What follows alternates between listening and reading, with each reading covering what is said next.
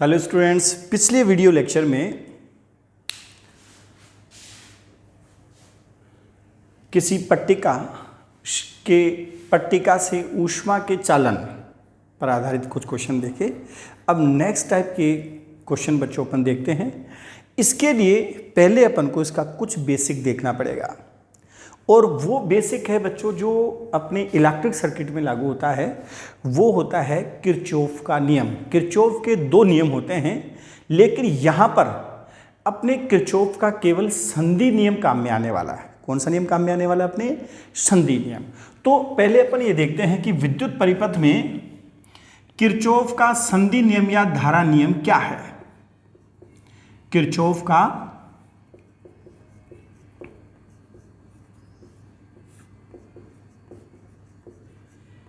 संधि नियम या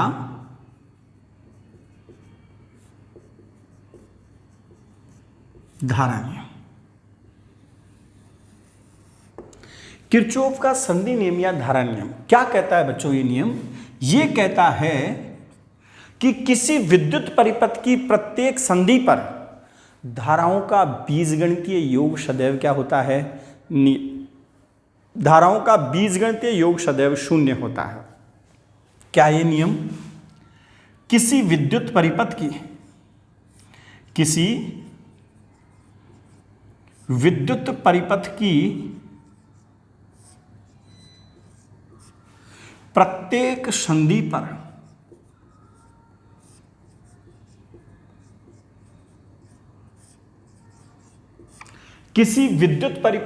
प्रत्येक संधि पर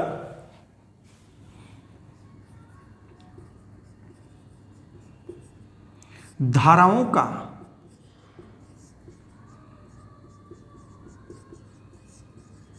बीजगणितीय योग सदैव शून्य होता है।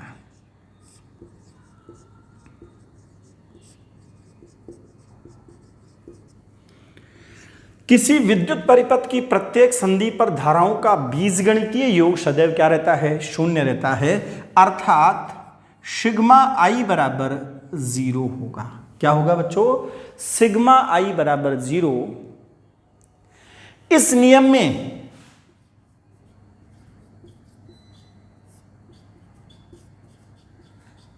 में संधि की ओर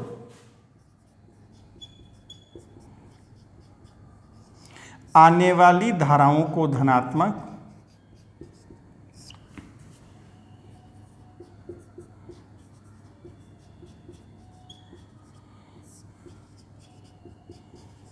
जबकि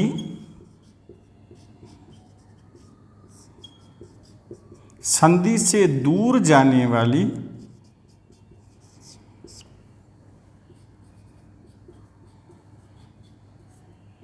धाराओं को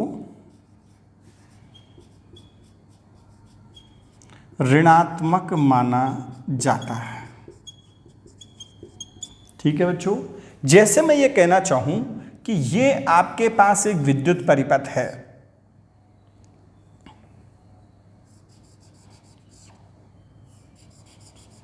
और ये कुछ प्रतिरोध इस टाइप से जुड़े हैं। सपोज करो ये R1 प्रतिरोध है, ये R2 है, ये R3 है, ये R4 है, और इसका जो मुक्त सिरा है ये A है, ये B है, ये C है और ये D है, और ये संधि बिंदु बच्चों O है।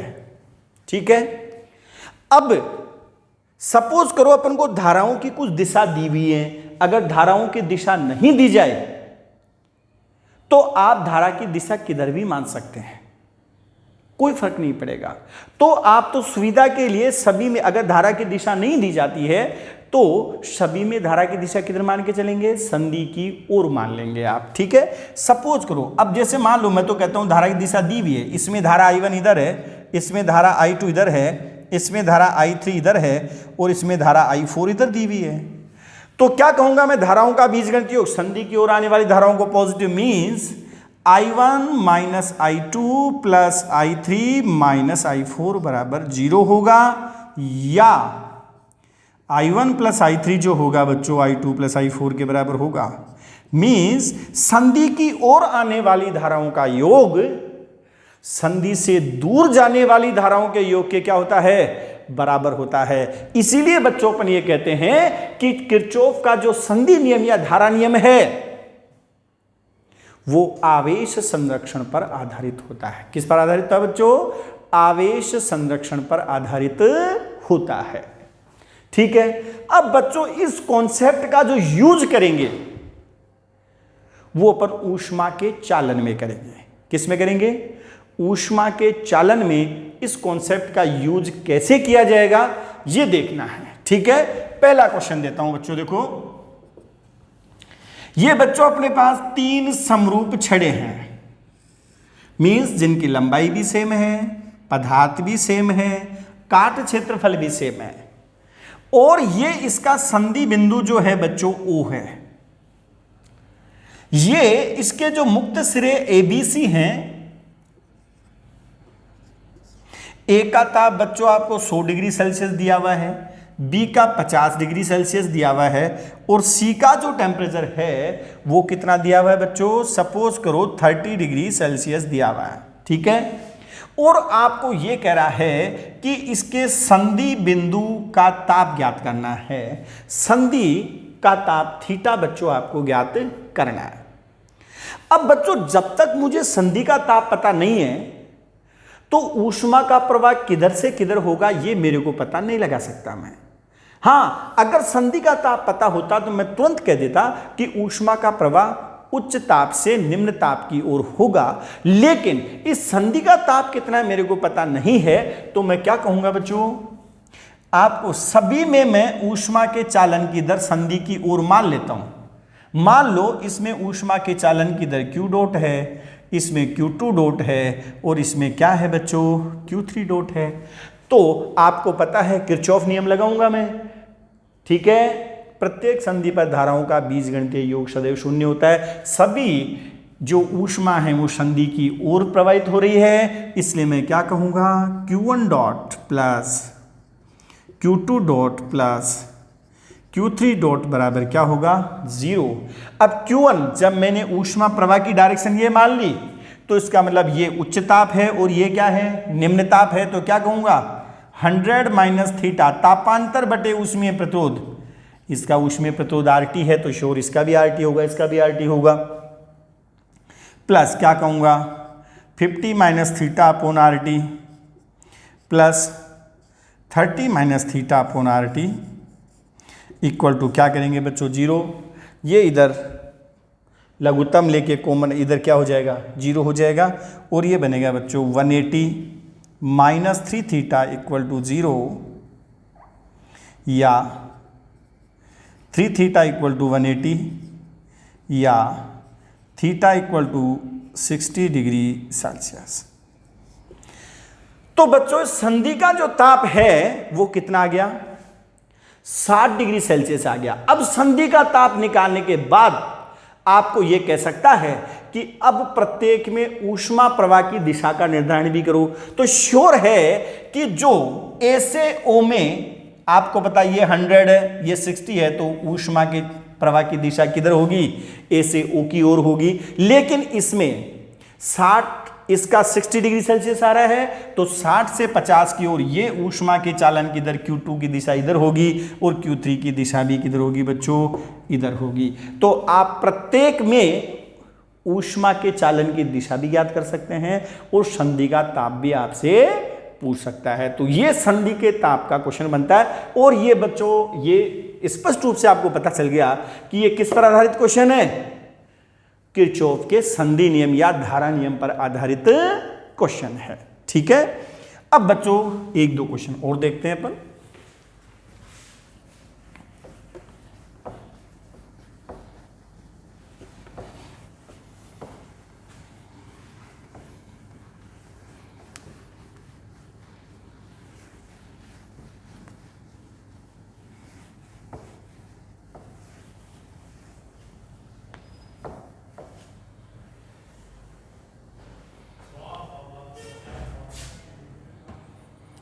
नेक्स्ट क्वेश्चन देखते हैं बच्चों। ये बच्चों अपने पास दो समरूप छड़ हैं और इन समरूप छड़ों को यहां से टी की आकृति में वेल्ड किया गया है। मीन्स इसकी लंबाई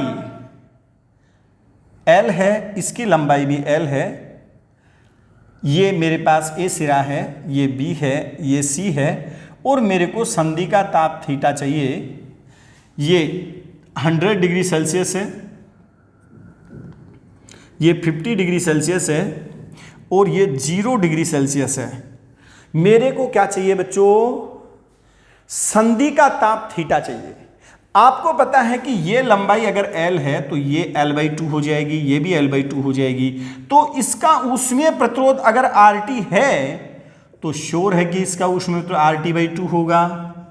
और ये आदि छड़ का, क्योंकि आपको पता है कि प्रतिरोध लंबाई के समानुपाती होता है, काट क्षेत्रफल तो समान है, पदार्थ भी समान है, इसलिए ऊष्मीय प्रतिरोध लंबाई के समानुपाती। ये लंबाई आधी है इसलिए ऊष्मीय प्रतिरोध आधा हो जाएगा, ये लंबाई आधी है ऊष्मीय प्रतिरोध आधा हो जाएगा, ये ऊष्मीय प्रतिरोध RT है।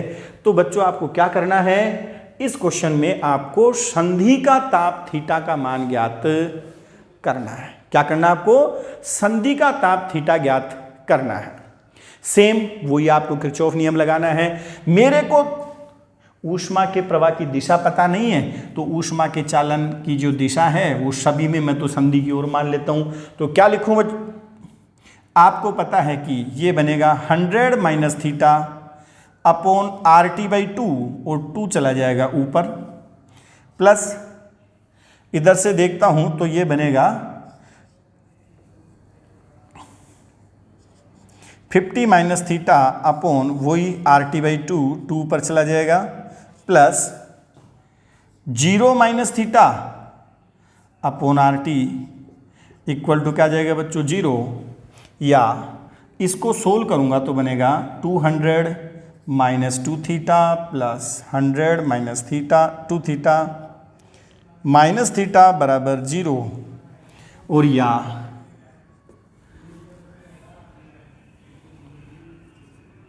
300 इक्वल टू बन जाएगा 5 थीटा, या थीटा इक्वल टू बनेगा बच्चों 60 डिग्री सेल्सियस। इस टाइप से आप संधि का ताप ज्ञात कर सकते हैं।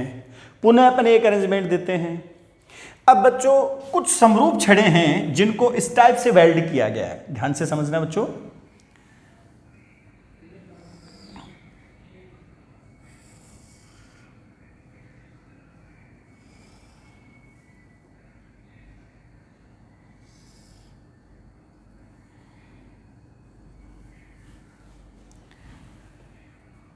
ये लंबाई बच्चों L है, ये भी L है,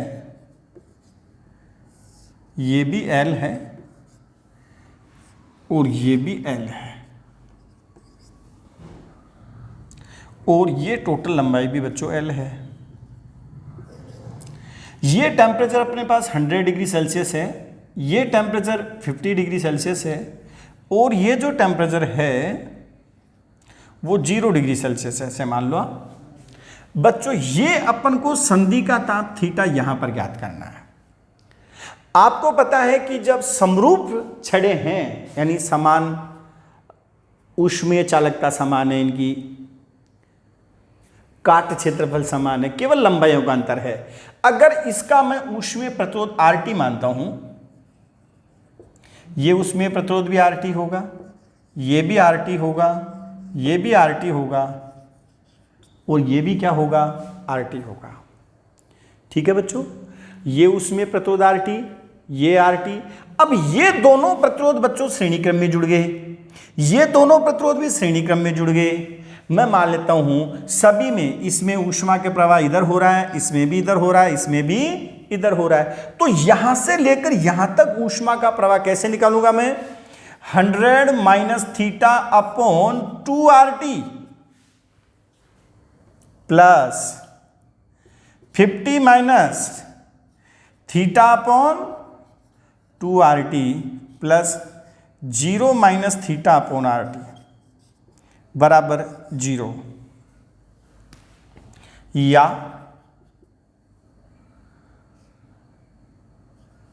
100 minus theta upon 2 plus 50 minus theta upon 2 plus minus theta upon 1, RT को LCM लेके इधर भेज देते हैं, बराबर आ जाएगा 0, या 100 minus theta plus 50 minus theta minus 2 theta बराबर 0, या 4 थीटा इज इक्वल टू 150, या थीटा इज इक्वल टू 75/2, और यह आ जाएगा 37.5 डिग्री सेल्सियस। इस टाइप से बच्चों अपन क्या कर सकते हैं, संधि का ताप थीटा का मान ज्ञात किया जा सकता है। तो बच्चों एक टाइप के अपन ने ये जो इस वीडियो लेक्चर में अभी अपन ने देखे, एक टाइप के क्वेश्चन डिस्कशन किए, जो सारे के सारे ये जो क्वेश्चन अपन ने 3 क्वेश्चन डिस्कशन किए, वो तीनों ही क्वेश्चन एक ही कॉन्सेप्ट पर बेस्ड हैं। किस पर बेस्ड हैं? किरचॉफ के संधि नियम पर। अब बच्चों अपन व्हीट स्टोन ब्रिज पर आधारित कुछ क्वेश्चंस देखेंगे। तो पहले तो अपन को यह देखना है कि ये व्हीट स्टोन ब्रिज क्या होता है और किस टाइप से अपन इसमें ऊष्मा के चालन में इस व्हीट स्टोन ब्रिज को काम में लेंगे। ठीक है, तो आगे अपन देखते हैं व्हीट स्टोन ब्रिज क्या होता है।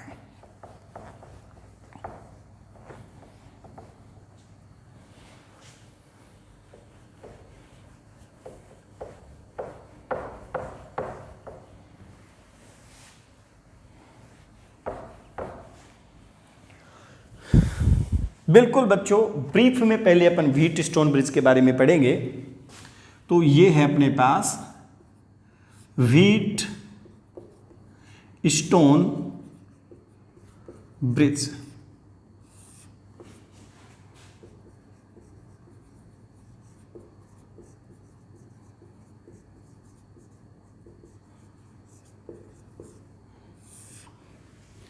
Wheat stone bridge, Wheatstone bridge क्या है बच्चों? ये 4 प्रतिरोधों की एक विशेष व्यवस्था है।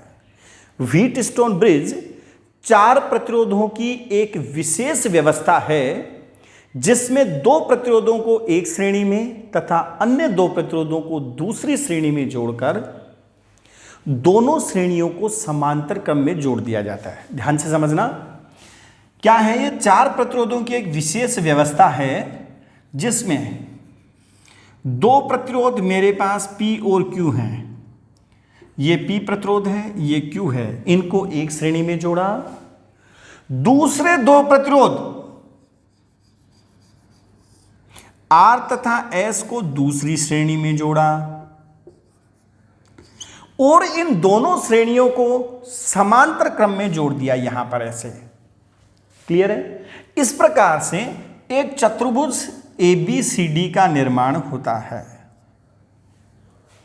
ठीक है, इस चतुर्भुज के एक विकर्ण के सिरों के बीच में सेल और कुंजी K1 जोड़ी जाती है। इस सेल का विद्युत बल E है, कुंजी K1 जोड़ी जाती है और दूसरे सेल के बीच में धारामापी तथा कुंजी K2 जोड़ी जाती है।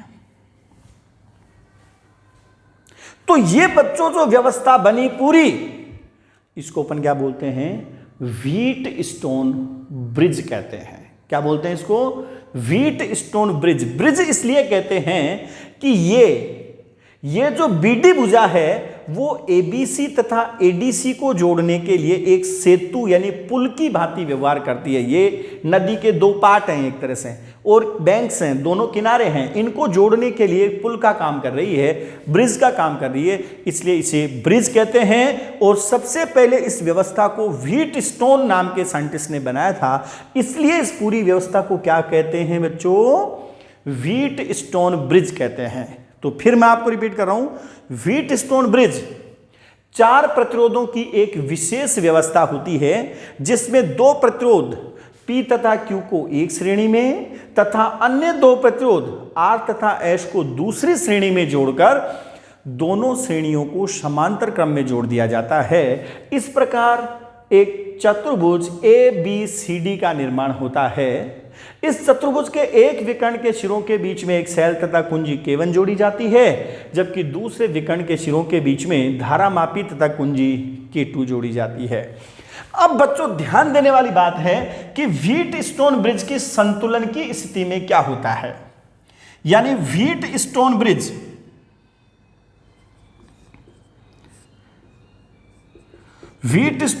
की संतुलन की स्थिति में व्हीट स्टोन ब्रिज की संतुलन की स्थिति में VB बराबर VD, बिंदु B और D का विभव समान होगा। VB बराबर VD, इसलिए विभव समान होगा तो विभवांतर का मान क्या हो जाएगा 0, और विभवांतर का मान 0 हो जाएगा तो धारामापी में कोई विक्षेप उत्पन्न नहीं होगा, अर्थात इस BD भुजा से धारा का प्रवाह नहीं होगा, और जिस भुजा में धारा का प्रवाह नहीं होता है उसका तुल्य प्रतिरोध में कोई योगदान नहीं होता है। अतः बच्चों इसको हटाया भी जा सकता है। ये कॉन्सेप्ट अपन बार बार काम में लेंगे, इसको हटाया भी जा सकता है क्योंकि इसमें धारा का प्रवाह नहीं होगा, और जिस प्रतिरोध में चाहे किसी भी वजह से कारण कुछ भी हो धारा का प्रवाह नहीं होता है उसका तुल्य प्रतिरोध में कोई योगदान नहीं होता है। अब ध्यान दो बच्चों, तो व्हीट स्टोन ब्रिज की संतुलन की स्थिति में VB बराबर VD होगा, अतः धारामापी में विक्षेप शून्य होता है।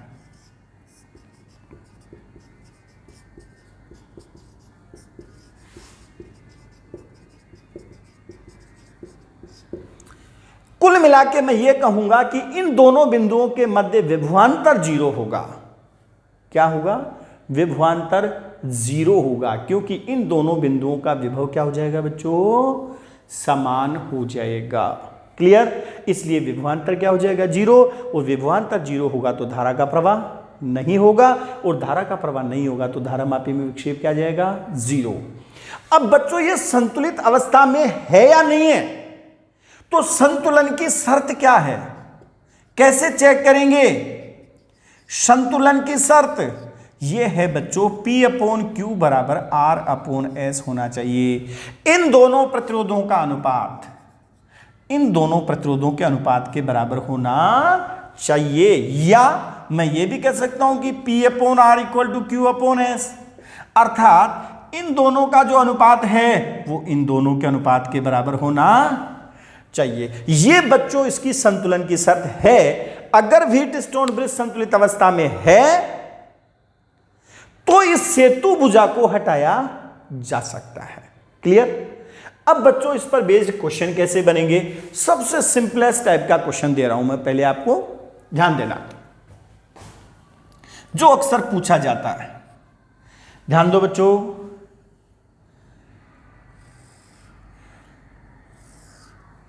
चार समरूप क्षणों को एक वर्ग की आकृति में वेल्ड किया गया है।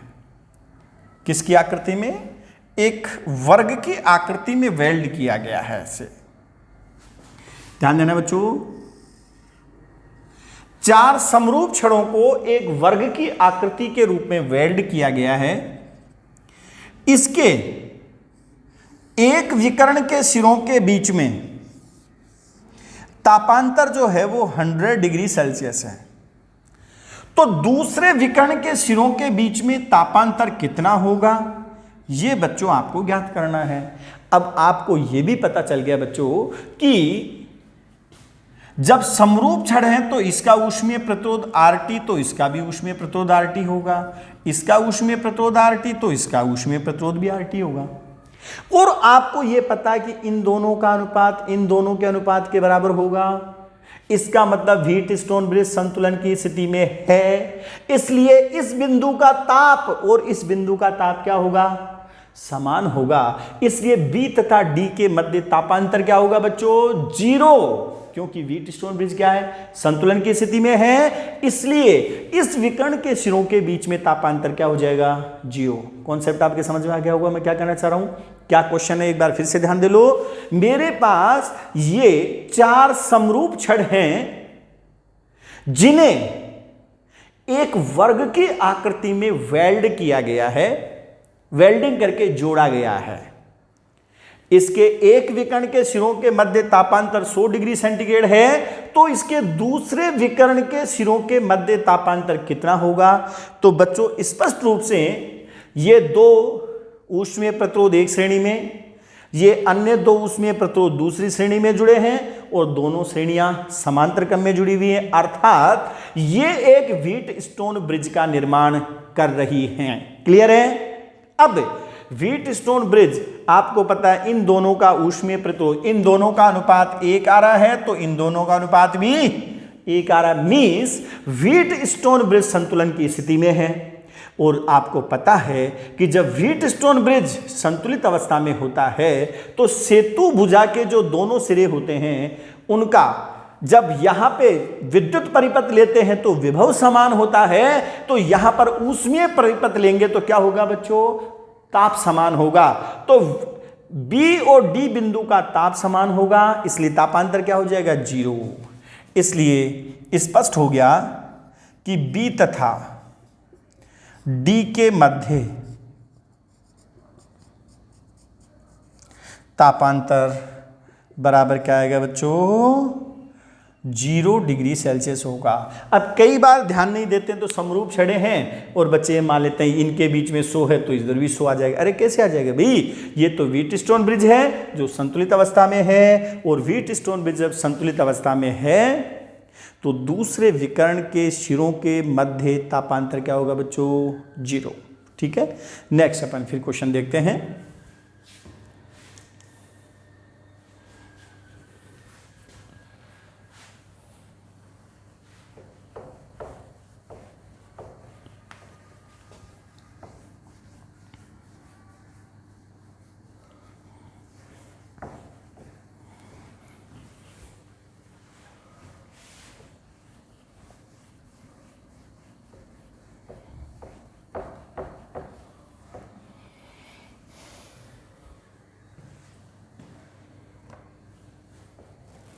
ध्यान देना बच्चों,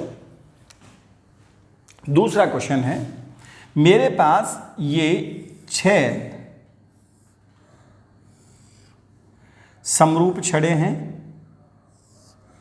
इनको चित्रानुसार आकृति में वेल्ड किया गया है। ध्यान से समझना, ये ए बिंदु है, ये बी है, ये सी है, ये डी है, ये ई बिंदु है और ये क्या है बच्चों? एफ बिंदु है। ठीक है, आपको यह दिया गया है कि ए का जो ताप है वो 100 डिग्री सेल्सियस है और एफ का जो ताप है वो 0 डिग्री सेल्सियस है। आपको क्या करना है? बी बिंदु का ताप क्या होगा, टी सी क्या होगा, टी ई क्या होगा और टी डी क्या होगा, यानी बी सी डी ई बिंदुओं के ताप कितने होंगे ये अपन को ज्ञात करना है। और ये जो छड़े हैं बच्चों कैसी हैं? समरूप छड़े हैं। कैसी हैं? समरूप छड़े हैं। तो एक बार ध्यान से समझना, अगर इसका ऊष्मीय प्रतिरोध RT है तो श्योर ये भी RT होगा, ये भी RT होगा, ये भी RT होगा, ये भी RT होगा और ये भी क्या होगा बच्चों? RT। आपको पता है दोनों प्रतिरोध श्रेणी क्रम में जुड़े हैं, 2RT हो जाएगा, ये भी कितना हो जाएगा? 2RT हो जाएगा, और समांतर क्रम में वापस जुड़े हैं तो तुल्य प्रतिरोध RT हो जाएगा। तो बच्चों जब मेरे को बी बिंदु का ताप ज्ञात करना है तो मैं इसका ऐसे इक्विवेलेंट सर्किट बना सकता हूं। कैसे? ये मेरे पास ए है, ये बी है, मैं ये ऊष्मीय प्रतिरोध RT है, इसकी जगह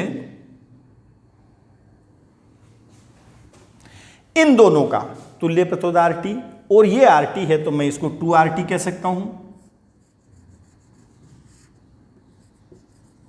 ये 2RT, ये RT और ये फाइनल टेम्परेचर 0 डिग्री सेल्सियस आ गया, ये आपके पास 100 डिग्री सेल्सियस आ गया। इसी टाइप से बच्चों जब मेरे को डी का टेम्परेचर ज्ञात करना है तो इधर मैं देखूंगा तो ये RT, ये RT, तो मैं डी का टेम्परेचर जब ज्ञात करना है तो इसका इक्विवेलेंट ऐसे बना सकता हूं। ये तो कितना हो गया 2RT, ये बिंदु मेरे पास D आ गया, ये RT आ गया, ये 0 डिग्री सेल्सियस और ये 100 डिग्री सेल्सियस। समझ में आ रहा है? अब ध्यान से समझना बच्चों, मेरे को B का टेम्परेचर चाहिए तो मैं क्या करूंगा, श्रेणी क्रम में आपको पता है ऊष्मा के चालन की दर समान रहेगी, तो क्या कहूंगा मैं 100 minus TB upon RT equal to TB minus 0 upon 2RT। RT and RT cancel और ये बनेगा बच्चों 200 minus 2TB equal to TB या 3TB इक्वल टू 200 या TB इक्वल टू 200/3। बी बिंदु का जो टेम्परेचर है वो 200/3 आ गया। कितना आ गया बच्चों? 200/3। ऐसे ही डी बिंदु का टेम्परेचर अगर मेरे को चाहिए तो क्या कहूंगा, 100 माइनस TD अपॉन 2RT बराबर TD माइनस 0 अपॉन RT। ये और ये कैंसिल, क्रॉस मल्टीप्लाई करेंगे, 100 minus TD equal to 2TD और 3TD जो होगा बच्चों वो बनेगा 100 और TD जो बनेगा वो 100/3 बन गया। ठीक है, डी बिंदु का जो टेम्परेचर है ये क्या आ गया बच्चों मेरे पास 200/3, इसका टेम्परेचर मेरे पास आ गया 100/3। अब अगर मेरे को सी का टेम्परेचर चाहिए बहुत आसानी से निकाल सकता हूं। कैसे? आपको ये पता दोनों श्रेणी क्रम में जुड़े हुए हैं, तो आप ये कहेंगे कि 200/3 minus TC upon RT equal to TC minus 100/3 upon RT और 2TC इक्वल टू 300, ये इधर जाके जुड़ जाएगा, 300/3 यानी 100 डिग्री और TC की वैल्यू आ जाएगी 50 डिग्री सेल्सियस।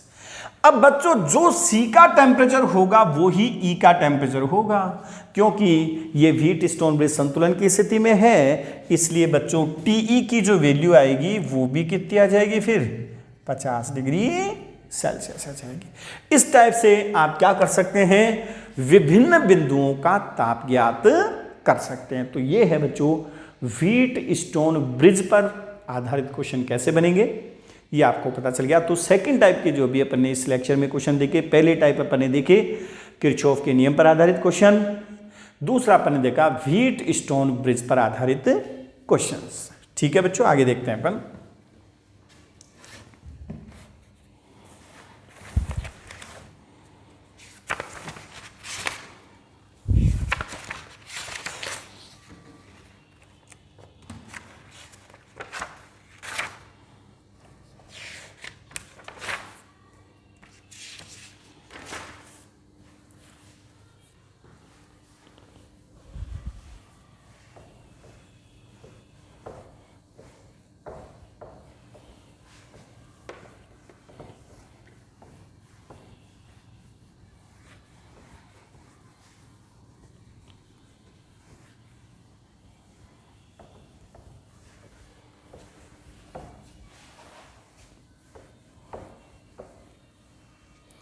अब बच्चों अपन देखते हैं स्फेरिकल हीट कंडक्शन।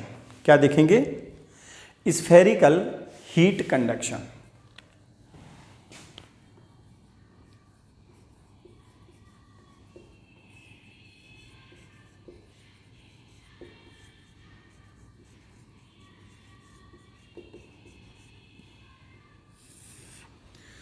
गोले में ऊष्मा का चालन, जैसे पट्टिका में देखा था, गोले में ऊष्मा का चालन,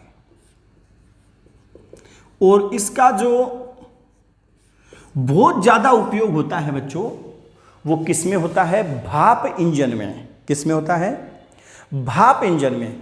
भाप इंजन में बच्चों क्या होता है कि जहां पे भाप उच्च ताप और दाब पर जो बॉयलर्स होते हैं वो स्फेरिकल शेप के होते हैं। किस शेप के होते हैं?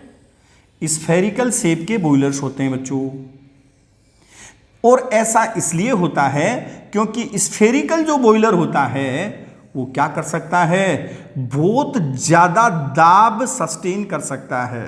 क्या कर सकता है, बहुत ज्यादा दाब सहन कर सकता है। अब इसमें क्या होता है, जैसे मान लो आप कोई गोलाकार बर्तन है, श्योर है कि खोखला ही होगा, उसकी दीवार की कुछ मोटाई होगी। इसलिए बच्चों ये मैंने एक गोला लिया है जिसकी आंतरिक त्रिज्या जो है वो R1 है और बाहरी त्रिज्या क्या है, R2 है। और अगर मान लो मैं इसके अंदर बहुत ज्यादा गर्म पानी रखूंगा तो त्रिज्य दिशा में क्या होगा, ऊष्मा का कंडक्शन होगा। त्रिज्य दिशा में ऊष्मा क्या होगी, बाहर निकलेगी। तो इस प्रकार से जो ऊष्मा का प्रवाह होता है त्रिज्य दिशा में, उसको अपन बोलते हैं, अगर गोले के अंदर त्रिज्य दिशा में इस टाइप से ऊष्मा का प्रवाह होगा तो उसको बोलते हैं बच्चों स्फेरिकल हीट कंडक्शन, गोले में ऊष्मा का चालन। ठीक है। जो भाप इंजन होते हैं उनमें ये गोलाकार जो खोखला गोला होता है उसका उपयोग किया जाता है, जिसकी आंतरिक त्रिज्या R1 है और बाहरी त्रिज्या क्या है बच्चों, R2 है। ठीक है। अब अपन को जैसे पट्टिका के लिए ऊष्मा के चालन की दर का समीकरण अपन ने निकाला, ऊष्मा के प्रवाह की दर का समीकरण निकाला, ठीक इसी प्रकार से इस स्फीयर के अंदर अगर होगा तो क्या समीकरण होगा और इसके अंदर टेम्परेचर प्रोफाइल कैसी होगी। जैसे अपन ने पट्टिका के अंदर जो टेम्परेचर प्रोफाइल देखी थी वो क्या आई थी अपने पास, निगेटिव ढाल की सरल रेखा आई थी। लेकिन इसमें ऊष्मा के चालन का समीकरण, जो टेम्परेचर प्रोफाइल कैसी आएगी वो अपन को देखना है। और ऊष्मा के प्रवाह की जो दर है, ऊष्मा के चालन की दर का समीकरण क्या आएगा, सूत्र क्या आएगा, वो बच्चों अपन को डिराइव करना है। ठीक है। तो अपन क्या करते हैं, इसमें एक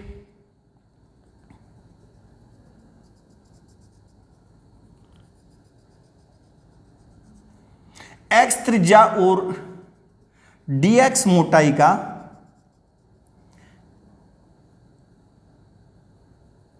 मैं एक गोला लेता हूं, कितना, x।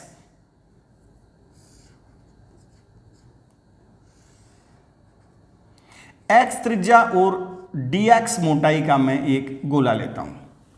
ये गोलीय अल्पांश ले रहा हूं मैं, ठीक है, जिसकी त्रिज्या x है और मोटाई क्या है बच्चों, dx है। तो अब अपन क्या करते हैं, फूरियर इक्वेशन लगाते हैं। आपको पता है बच्चों कि इसकी ऊष्मीय चालकता k है, तो q डॉट इक्वल टू होता है -KA into dt by dx। अपन ये मान के चल रहे हैं कि इसकी अंदर की सतह का टेम्परेचर है T1 है और बाहर की सतह का टेम्परेचर T2 है और ऊष्मा का प्रवाह निश्चित रूप से उच्च ताप से निम्न ताप की ओर होगा। और ये मान के चल रहे हैं कि T1 ग्रेटर देन क्या है, T2 है। ठीक है। तो बच्चों यहां क्या होगा, मैं कहूंगा -KA, A बराबर क्या होगा 4πx²। ये जो मैंने गोला लिया है, ये जो गोलीय अल्पांश मैंने लिया है, इसका क्षेत्रफल 4πx² आ जाएगा और ये बनेगा बच्चों dt बाई dx। ठीक है। या q dot into dx by x², variable separation करेंगे, इक्वल टू बनेगा -4πk इंटू dt।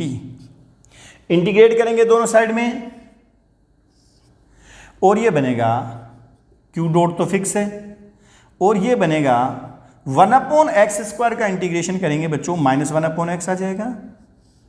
और x की लिमिट रखेंगे कहां से कहां तक, R1 से लेकर R2 तक, इक्वल टू बनेगा -4πkt, -4πkt। अब बच्चों यहां से एक इंपॉर्टेंट रिजल्ट आएगा बाद में, फिलहाल तो अपन ऊष्मा के चालन की दर का समीकरण निकालते हैं। इसको बच्चों में एक बार या q dot minus minus plus हो जाएगा और ये बनेगा 1/R2 -1/R1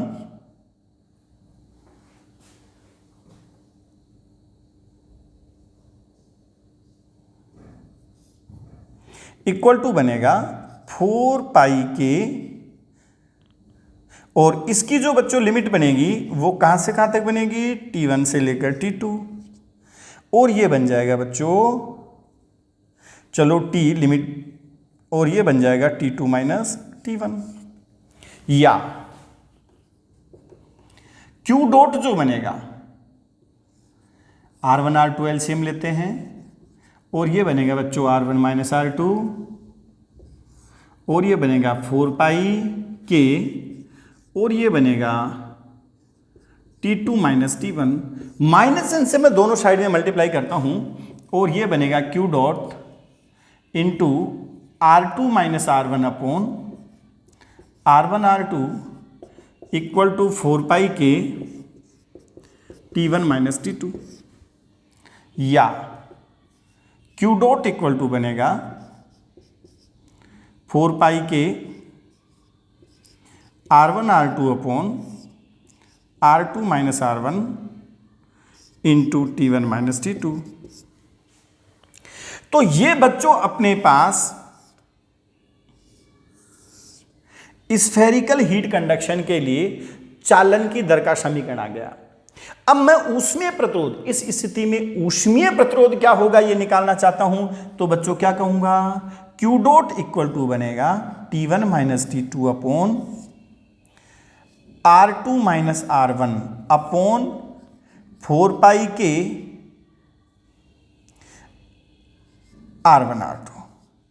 इसको बच्चों अपन ऊष्मीय प्रतिरोध कह देंगे। तो बच्चों इसके लिए ऊष्मीय प्रतिरोध का क्या फॉर्मूला बन गया, R2 minus R1 upon 4 pi के R1 इंटू R2। ये ऊष्मीय प्रतिरोध का फॉर्मूला आ गया अपने पास। अब बच्चों बिना डेरिवेशन किए बिना अपन इसको डायरेक्ट रिजल्ट को कैसे याद रखें, क्योंकि कंपटीशन में तो अपन को केवल रिजल्ट याद रह जाएगा, उससे भी अपना काम चलेगा। ठीक है, तो देखो इसको रिजल्ट को याद कैसे रखें, बहुत आसान है बच्चों। पट्टिका के लिए अपने पास जो फॉर्मूला आ रहा था पट्टिका के लिए, वो क्या आया था अपने पास, ऊष्मीय प्रतिरोध का फॉर्मूला, ध्यान देना। पट्टिका के लिए ऊष्मीय प्रतिरोध का फॉर्मूला RT आया था मेरे पास L/KA। ध्यान देना बच्चों, यहां पे L क्या था, ऊष्मा प्रवाह के अनुदिश लंबाई। तो बच्चों यहां पर जब ऊष्मा का प्रवाह इधर होगा तो ऊष्मा प्रवाह के अनुदिश लंबाई बताओ कैसे आएगी, L की जगह क्या करूं मैं, R2 माइनस R1, ये ऊष्मा प्रवाह के अनुदिश लंबाई आ गई, अपॉन के एरिया। अब गोले का क्षेत्रफल लेंगे, और गोले का क्षेत्रफल बच्चों होता है 4 पाई R स्क्वायर। लेकिन अब R कौन सा लूं, एक बार आंतरिक त्रिज्या ले लो, दूसरी बार बाहरी त्रिज्या ले लो, तो ये बन जाएगा बच्चों R1 इंटू R2। तो ये उसमें प्रतिरोध का फॉर्मूला आ गया। अब आपको कुछ करना ही नहीं है। अरे भाई बाकी तो सारे कॉन्सेप्ट वैसे ही लगेंगे। ऊष्मा के चालन की दर कैसे निकालोगे, तापांतर बटे ऊष्मीय प्रतिरोध निकालोगे, बस ऊष्मीय प्रतिरोध का फॉर्मूला ही तो चाहिए था आपको। तो ऊष्मीय प्रतिरोध का फॉर्मूला क्या आ गया, R2 minus R1 upon K into 4 पाई R1 R2। तो उसी पट्टिका वाले फॉर्मूले से डायरेक्ट अपन ऊष्मीय प्रतिरोध का मान याद कर सकते हैं। L क्या था, ऊष्मा प्रवाह की दिशा में लंबाई। तो ऊष्मा प्रवाह इधर हो रहा है, तो कहां से कहां तक ये लंबाई अपन को लेनी है। तो ये लंबाई कितनी आ जाएगी, R2 माइनस R1। नीचे के क्षेत्रफल की जगह गोले का क्षेत्रफल 4 पाई R स्क्वायर होता है, लेकिन R स्क्वायर की जगह एक बार आंतरिक त्रिज्या लेनी है और दूसरी बाहरी त्रिज्या लेनी है। मैं R स्क्वायर को R इंटू R कह देता हूं। एक R की जगह R1 लेना है, दूसरी की जगह R2 लेना है। तो बच्चों इस टाइप से अपन को ऊष्मीय प्रतिरोध का मान पता चल जाएगा। अब इसमें सबसे इंपॉर्टेंट चीज अपन को यह देखनी है बच्चों कि इसमें टेम्परेचर प्रोफाइल कैसी होगी। तो यहां पे आप लिमिट विमिट को छोड़ो, यहां से देखो अपन टेम्परेचर प्रोफाइल निकालते हैं। Q डॉट इंटू 1/x, चिन्ह को भी माइनस माइनस प्लस मान लो, और बच्चों यह आ जाएगा 4 पाई K into T. Means x जो होगा इनवर्सली प्रोपोर्शनल टू टेम्परेचर आ रहा है, इसलिए बच्चों टेम्परेचर प्रोफाइल जो होगी इस केस में कैसी होगी, आयताकार अतिपरवलय है। कैसी होगी, आयताकार अतिपरवलय होगी। यानी अगर कंडक्शन थ्रू स्फेयर यानी गोले में ऊष्मा का चालन जब अपन पढ़ेंगे तो उसमें जो ताप है वो दूरी के साथ कैसे आयताकार अतिपरवलय के रूप में बदलेगा। कैसे बदलेगा बच्चों? आयताकार अतिपरवलय के रूप में बदलेगा। और ऊष्मीय प्रतिरोध का फॉर्मूला क्या आया फाइनली अपने पास? R2 - R1 बटे के 4πr1 इंटू R2। ठीक है, अब आगे देखेंगे बच्चों अपन बेलनाकार अगर अपने पास कोई नली है उसमें ऊष्मा का चालन देखेंगे। ठीक है, और ये भी एक इंपॉर्टेंट कंडीशन होती है कि जैसे पावर प्लांट जो अपना होता है जहाँ पर विद्युत ऊर्जा बनती है, तो बॉयलर जो भाप इंजन होता है वहाँ से भाप जो है वो टरबाइन तक जो जाती है वो किन के द्वारा जाती है? बेलनाकार पाइपों के द्वारा जाती है। और अंदर जो स्टीम होती है, भाप होती है, वो लगभग 450 डिग्री सेंटीग्रेड पर होता है और बाहर का ताप वायुमंडलीय ताप के बराबर होता है। तो उसमें भी त्रिज्य दिशा में क्या होता है? ऊष्मा का प्रवाह होता है।